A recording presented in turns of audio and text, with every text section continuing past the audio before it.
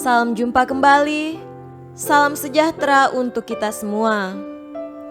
Bapak, Ibu, saudara-saudariku yang terkasih dalam Tuhan kita Yesus Kristus, marilah kita mendengarkan dan merenungkan bacaan-bacaan kitab suci hari Selasa 9 Juni 2020. Bacaan pertama dari kitab pertama Raja-Raja, pasal 17 ayat 7 sampai 16. Tetapi sesudah beberapa waktu, sungai itu menjadi kering, sebab hujan tiada turun di negeri itu. Maka datanglah firman Tuhan kepada Elia, "Bersiaplah, pergi ke Sarfat yang termasuk wilayah Sidon, dan diamlah di sana. Ketahuilah, aku telah memerintahkan seorang janda untuk memberi engkau makan." Sesudah itu ia bersiap, lalu pergi ke Sarfat. Setelah ia sampai ke pintu gerbang kota itu, tampaklah di sana seorang janda sedang mengumpulkan kayu api. Ia berseru kepada perempuan itu, katanya, "Cobalah ambil bagiku sedikit air dalam kendi, supaya aku minum." Ketika perempuan itu pergi mengambilnya, ia berseru lagi, "Cobalah ambil juga bagiku sepotong roti."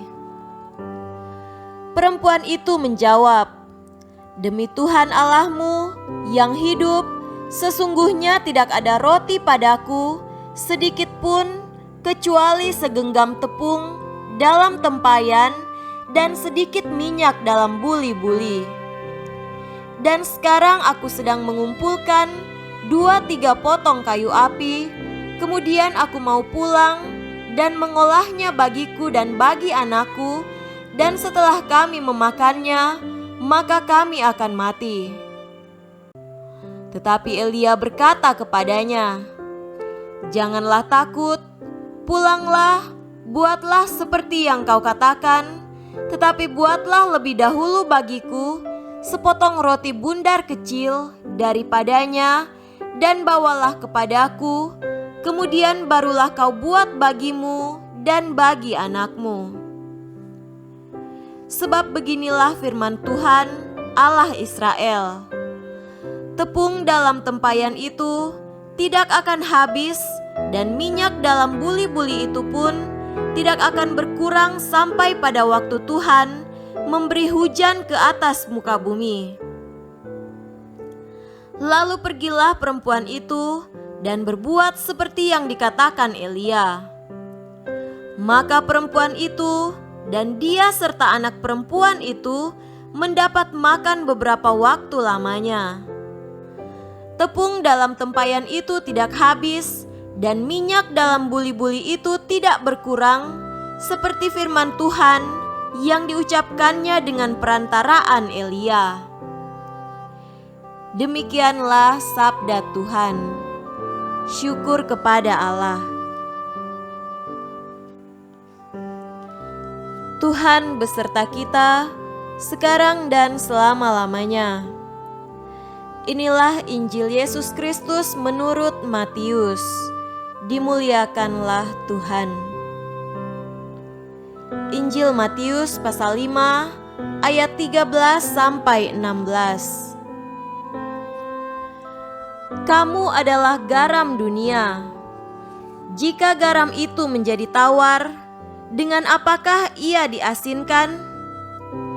Tidak ada lagi gunanya selain dibuang dan diinjak orang. Kamu adalah terang dunia. Kota yang terletak di atas gunung tidak mungkin tersembunyi. Lagi pula orang tidak menyalakan pelita lalu meletakkannya di bawah gantang, melainkan di atas kaki dian, sehingga menerangi semua orang di dalam rumah itu. Demikianlah hendaknya terangmu bercahaya di depan orang, supaya mereka melihat perbuatanmu yang baik dan memuliakan Bapamu yang di sorga. Demikianlah Injil Tuhan. Terpujilah Kristus.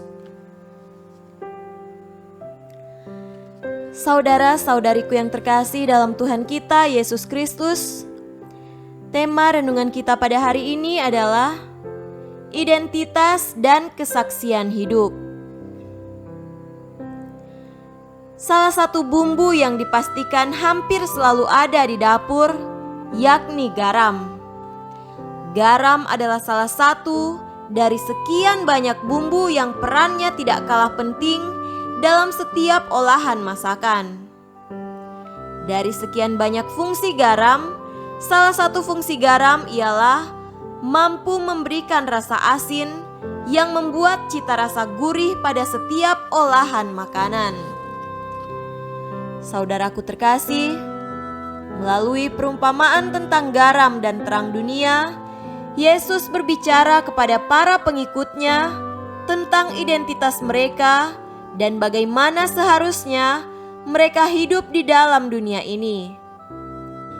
Yesus sengaja mengajar mereka dengan perumpamaan yang diambil dari kehidupan keseharian mereka agar mereka dengan mudah menangkap apa yang dimaksudkan oleh Yesus. Melalui perumpamaan garam dan terang dunia, Yesus sebenarnya menghendaki agar mereka yang mendengarkan Yesus mau menunjukkan jati diri sebagai pengikut Yesus. Sebagaimana garam yang mudah larut dan memberi rasa terhadap makanan, maka para murid Yesus pun diajak agar mampu masuk ke dalam dunia, memberi rasa lewat kesaksian dan keteladanan hidup yang baik. Tak cukup sampai di situ.